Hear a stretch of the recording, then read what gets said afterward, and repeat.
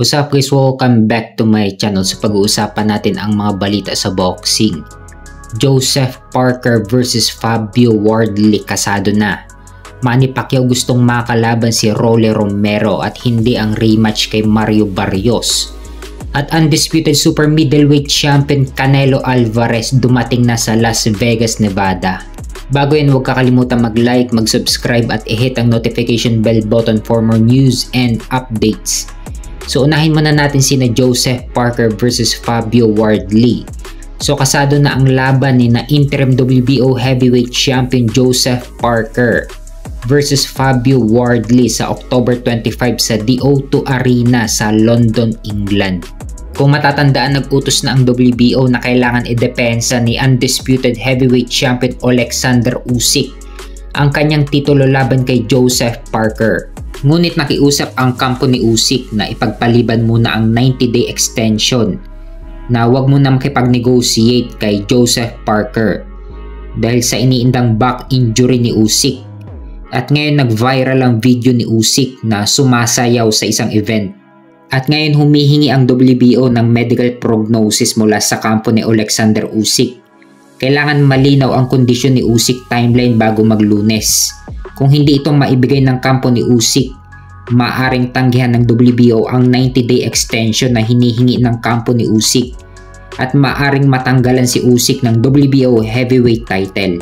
Kaya dito sa laban ni na Joseph Parker versus Fabio Wardley sa October 25, pwedeng interim WBO ang paglalabanan nila or pwedeng WBO heavyweight title na. Nakadepende na ito sa kampo ni Usyk kung makapag-submit sila sa WBO ng medical report sa Lunes.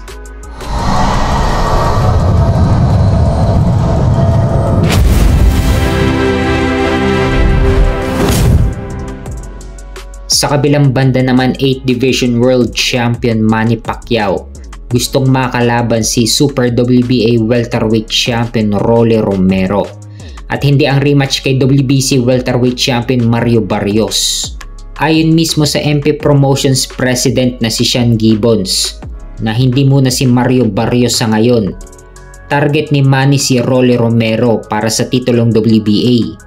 Gusto ni Manny ng makabuluhang laban sa edad na 46 upang makagawa ulit ng history.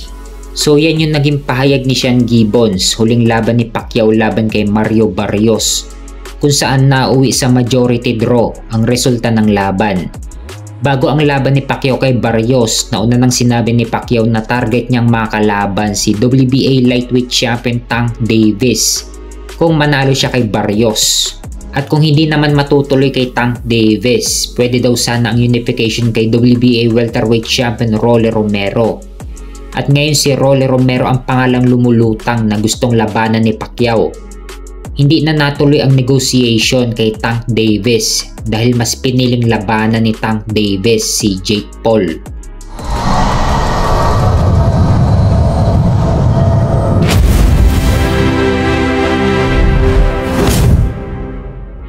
Sa kabilang banda naman, undisputed super middleweight champion Canelo Alvarez dumating na sa Las Vegas, Nevada. Handang-handa na sa laban niya kay WBA Super Welterweight Champion Terence Crawford sa September 13. So fight week na ng Canelo versus Crawford. May kartada si Canelo na 63 wins with 39 knockout at may 2 talo. Samantalang si Crawford naman ay may perfect na record na 41 wins with 31 knockout at walang talo. Ito ang unang laban ni Crawford sa 168 pounds sa super middleweight. Kaya matinding challenge ito para kay Terence Crawford. Si Canelo Alvarez lang ang bukod tanging naging undisputed champion sa super middleweight at kauna-unahang naging undisputed champion sa super middleweight. Kaya matinding mission ngayon kay Crawford kung paano niya tatalunin si Canelo. 2 division ang inakyat ni Crawford from super welterweight at umakyat siya sa super middleweight upang labanan si Canelo. Kaya abangan natin ang laban nila sa September 13 sa Las Vegas, Nevada.